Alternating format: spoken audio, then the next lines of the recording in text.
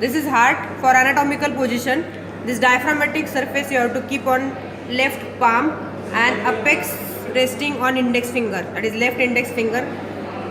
This is anatomical position of the heart. Coming to borders, it's having right border which is mainly formed by right atrium and part of right auricle.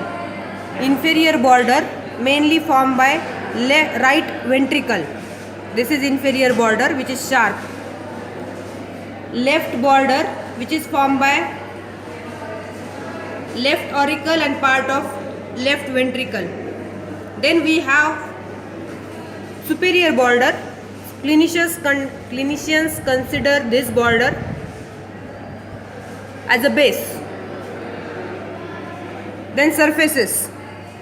Anterior surface or sternocostal surface. This surface mainly, that is right 2/3 is formed by right ventricle and left 1/3 is formed by left ventricle.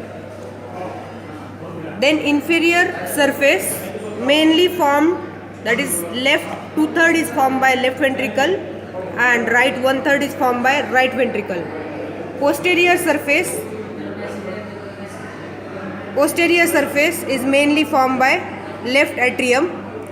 Structurally, anatomists consider this surface as a base. This is left surface which is not well marked, that is formed mainly by left ventricle.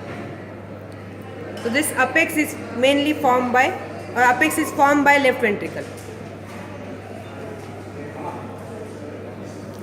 Coming to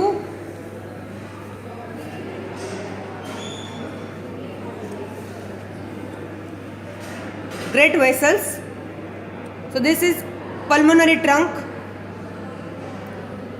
This is ascending aorta. From ascending aorta we are having three great vessels: right brachiocephalic trunk, left common carotid and left subclavian. Now we will see the grooves.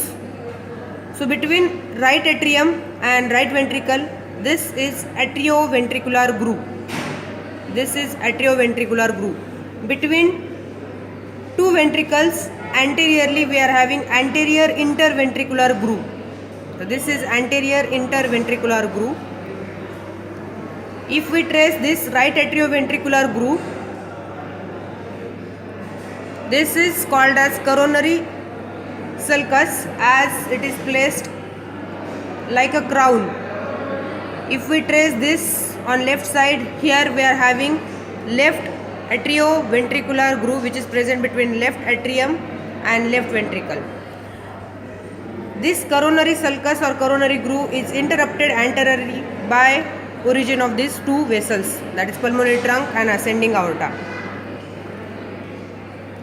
Crux is the meeting point of this atrioventricular groove and interventricular groove. So this point is called as crux of the heart, and at the crux lies coronary sulcus, which is the biggest vein of heart.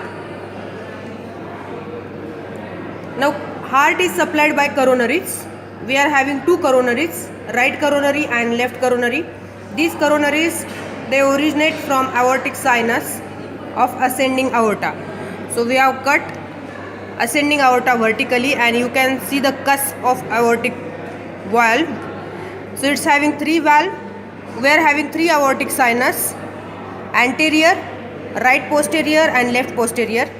So this right coronary originates from anterior aortic sinus. It comes between pulmonary trunk and right auricle. It runs between atrium, that is right atrium and right ventricle, in the right atrioventricular groove.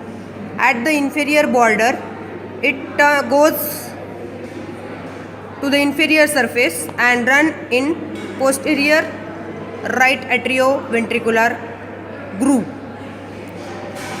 and later it may sometimes run in posterior interventricular groove, and here it gives posterior interventricular artery. So this is posterior interventricular artery, and this artery determines the dominance of heart.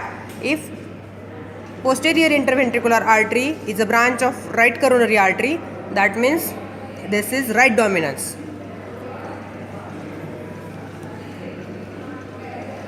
This is left coronary. This is originated from left aortic sinus. This left coronary emerged between left auricle and base of pulmonary trunk. Immediately divides into two branches. This is left anterior descending or anterior interventricular artery. This anterior interventricular artery runs in anterior interventricular groove. Another artery is left circumflex artery. This left circumflex artery, after originating, it runs in left atrioventricular groove, goes behind an anastomosis with the right coronary, and if this gives posterior interventricular, then it will be left dominance.